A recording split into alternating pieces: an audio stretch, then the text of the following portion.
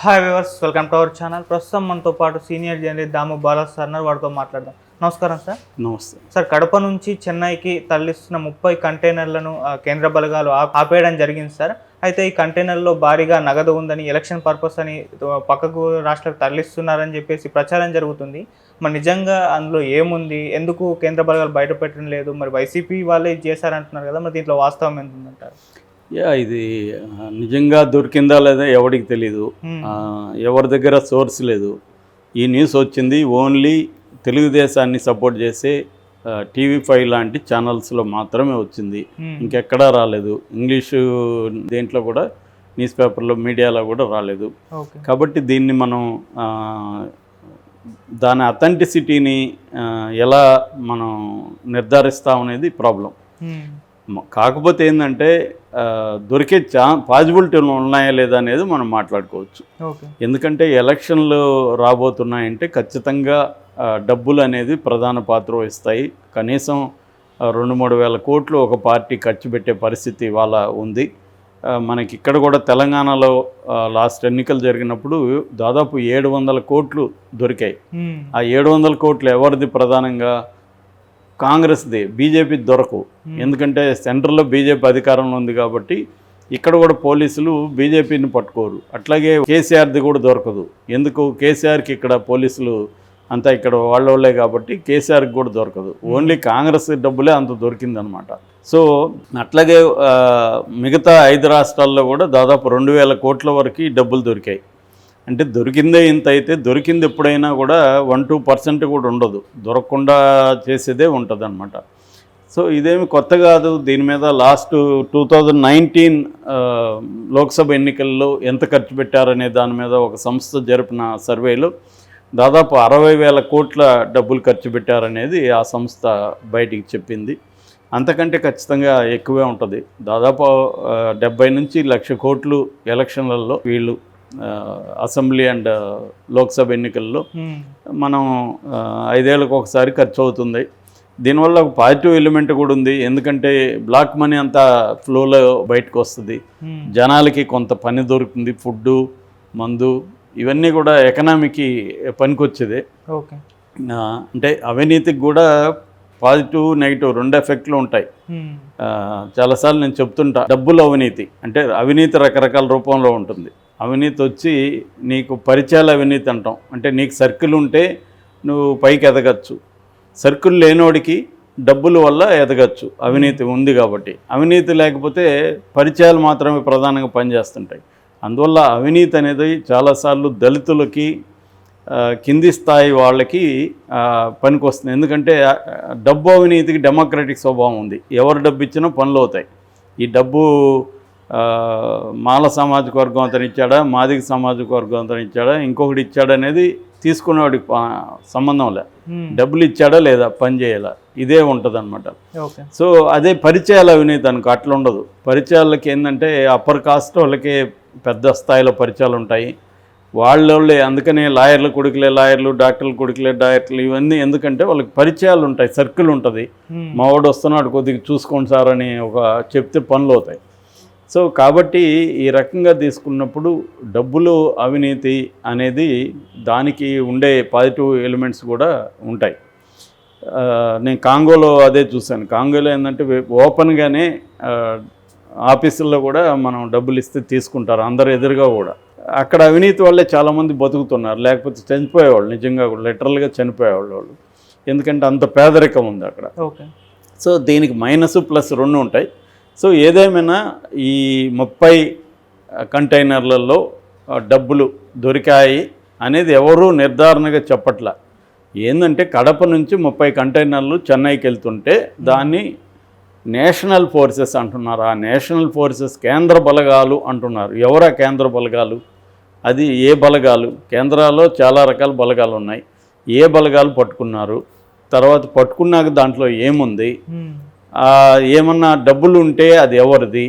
So వీళ్ళ ఉద్దేశం ఏంటంటే వైసీపీని బదనాం చేయాలి, అది జగన్ డబ్బులు అని చెప్పాలి, జగన్ పెద్ద ఎత్తున డబ్బుల్ని పంచుతాడు, అందుకని చేస్తున్నాడు, దీన్ని కేంద్ర బలగాలు పట్టుకున్నాయి అనేది చెప్పారు. ఓకే. కానీ ఇక్కడ ఇది వాస్తవమైనా కాకపోయినా డబ్బులు పంచబోయేదైతే వాస్తవమే కదా అందరూ. సో అందుకనే ఇప్పుడు చంద్రబాబు ఎందుకు బీజేపీ పొత్తు కోసం ట్రై చేస్తున్నాడు? దీనికోసమే. ఎందుకంటే రేపు పొద్దున పోల్ మేనేజ్మెంట్ అంటే ఇవాళ డబ్బులు పంచడమే పోల్ మేనేజ్మెంట్ అని ఎవరో మొన్న ఒక ఆయన డిఫైన్ చేశాడు. పోల్ మేనేజ్మెంట్ ఏమి లేదు, సక్రమంగా డబ్బులు చేరాల్సిన వాళ్ళకి చేరితే అదే పోల్ మేనేజ్మెంటు.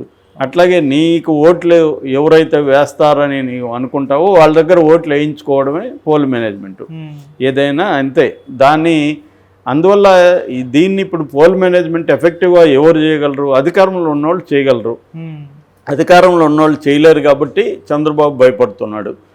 మోడీ సపోర్ట్గానే ఉంటే మనం కొంత చేయొచ్చని. ఎందుకంటే ఇట్లాగా కేంద్ర బలగాలని రేపు దించవచ్చు, ఇక్కడ రాష్ట్ర బలగాల మీద నమ్మకం లేదు, పోలీసుల మీద నమ్మకం లేదని చెప్పొచ్చు, ఎన్నికల కోసం కేంద్ర బలగాలను పంపించమనొచ్చు. అలాగా మనం బీజేపీ అండా ఉంటుంది అనేది చంద్రబాబుకు ఉండే ఆశ కానీ భయం కానీ ఈ రెండు. సో ఇప్పుడు నిజంగా డబ్బులు పట్టుబడి ఉంటే జగన్కి ప్రోగానే కదా ఉన్నారు బీజేపీ వాళ్ళు. సో జగన్ని ఏమి చేయకపోవచ్చు. ఒకవేళ 30 కంటైనర్ల డబ్బు దొరికినా జగన్కి అది ఇచ్చేస్తారు తప్ప దాంట్లో వాళ్ళు ఏమన్నా వాటా కొంత తీసుకొని, సో జగన్ మీద కేసులు కానీ ఏం పెట్టరు. పెట్టుంటే ఈ పార్టీకి తెలియాలి కదా, మనం దాయలేరు కదా, ఈ పార్టీకి కోర్టుకి పెట్టాలి, దాన్ని ఆ డబ్బులు ఇచ్చేయాలి కదా. చిన్న డబ్బులు దొరికితేనే పెడుతున్నారు. నిజానికి రివర్స్లో జగనే అక్కడ ఏం చేస్తున్నాడంటే తెలుగుదేశం వాళ్ళకి సంబంధించిన డబ్బు ఫ్లో కాకుండా ఆల్రెడీ స్టార్ట్ చేసేసారు. విపరీతంగా పోలీసులు చెకప్లు చేస్తున్నారు. మొన్న కూడా నేను బస్సులో పోతే 2 చోట్ల డీటెయిల్గా ఎతికారు. ఏందంటే మందు అన్నారు కానీ అసలు విషయం డబ్బులే. మందుకు అంత రిస్క్ తీసుకొని ప్రైవేట్ బస్సుల్ని అలా వెతకరు. కాబట్టి క్లియర్గా జగన్ ఏం చేస్తున్నాడంటే ఇప్పటి నుంచి ప్రత్యర్థుల డబ్బుల్ని ఆపేస్తున్నాడు ఫ్లో. ఇదొక ఇంపార్టెంట్ ఆస్పెక్ట్. ప్రత్యర్థుల డబ్బుల్ని ఆపడం అనేది చాలా స్ట్రాంగ్గా అధికార పక్షాలు చేస్తాయన్నమాట. ఎందుకంటే డబ్బులు వెరీ ఇంపార్టెంట్. ఓన్లీ ఓటర్లకు ఇవ్వడమే కాకుండా లోకల్ స్థాయిలో పనిచేసే నాయకులకి, బూత్ ఏజెంట్ల దగ్గర నుంచి అందరికి కూడా డబ్బులు ఇస్తేనే పనిచేస్తారు. ఎవరు కూడా తెలుగుదేశం మీద ప్రేమతో తెలుగుదేశానికో, వైసీపీ మీద ప్రేమతో వైసీపీకో చేయరు. ప్రేమ ఉన్నా కూడా డబ్బులు కావాలి. ప్రేమ ఉన్నప్పుడు డబ్బే ఇంపార్టెంట్ ఇక్కడ. కాబట్టి ఎంత కరుడుగట్టిన పార్టీవాదులైనా డబ్బు లేకుండా ఎవరు పనిచేయరు. అందుకని డబ్బులు ఇవ్వాలి. అట్లాగే ఓటర్లు కూడా ఎలా తయారయ్యారు, నేనెందుకు నీకు వేయాలి, వాళ్ళు ఇస్తున్నారు కదా నువ్వెందుకు ఇవ్వు అనే పరిస్థితి వచ్చేసింది. అందుకనే ఇవాళ ఏంటంటే డబ్బు అనేది ప్రధాన పాత్ర వహిస్తుంది. కాబట్టి ఖచ్చితంగా ఈ ఫ్లోని ఆపడం ఎలాగనేది చూస్తారు. ఆల్రెడీ జగన్ లండన్ వెళ్ళినప్పుడు 10 రోజులు అతను లండన్లో ఉన్నప్పుడు 10 రోజులు ఎందుకు ఉన్నాడు, ఇతను వెళ్ళి తన డబ్బులు ఎక్కడెక్కడ కొన్ని దేశాల బ్యాంకుల్లో ఉన్నాయి దానంతా తేవడానికే వెళ్ళాడు అనేది తెలుగుదేశం వాళ్ళు ప్రచారం చేశారు. ఆ మధ్య లోకేష్ ఒక 10 రోజులు సైలెంట్గా ఉండేసరికి లోకేష్ డబ్బుల కోసం వెళ్ళాడు, అక్కడ డబ్బులు తరలిస్తూ ఉంటే అమెరికాలో అరెస్ట్ అయ్యాడని వీళ్ళు ప్రచారం చేశారు. ఏదేమైనా ఖచ్చితంగా వాళ్ళు డబ్బుల్ని ఎట్లా ఆర్గనైజ్ చేస్తారు, ఎట్లా ఎండ్ వరకు దాన్ని తీసుకెళ్తారు అనేది ఒక పెద్ద ఛాలెంజ్ ఇవాళ. అంటే పట్టుబడకుండా పోలీసులకి. సో ఇది వెరీ బిగ్ టాస్క్. సో ఆ క్రమంలో ఇట్లాంటివి మనం ఇంకా వినబోతున్నాం. ఎలక్షన్లు వచ్చే కొద్దీ అనేక డబ్బులు పట్టుబడతాయి. నిన్న కూడా నెల్లూరు జిల్లా గూడూరులో కూడా డబ్బులు పట్టుబడింది. అంటే ఉమ్మడి నెల్లూరు జిల్లా. ఇలాగా రాబోయే కాలంలో ఇంకా పెద్ద ఎత్తున డబ్బులు పట్టుబడతాయి. ఈ డబ్బులు అనేది ఖచ్చితంగా అందరూ కూడా పెట్టాల్సిందే. ఇప్పుడు కూడా మనం కథలు వింటున్నాం. ఇటు వైసీపీలోనూ క్యాండిడేట్లు డబ్బులు నువ్వు ఎంత పెట్టుకోగలవు అని అడుగుతున్నారు. ఇటు తెలుగుదేశంలో కూడా డబ్బులు పెట్టుకునే వాళ్ళకి ఇస్తామంటున్నారు. ఈవెన్ ఎన్ఆర్ఐలకు ప్రిఫరెన్స్ ఇస్తున్నారు. సో ఖచ్చితంగా జగన్ అయితే కనీసం జగనే పెట్టగలడు, అతను అధికారంలో ఉన్నాడు కాబట్టి. తెలుగుదేశంలో ఏమో క్యాండిడేట్లు కూడా పెట్టుకోవాల్సిన పరిస్థితి ఉంటుంది. కాబట్టి డబ్బులు పెట్టుకోగలిగిన వాళ్ళకే మ్యాక్సిమం సీట్లు ఇస్తారు.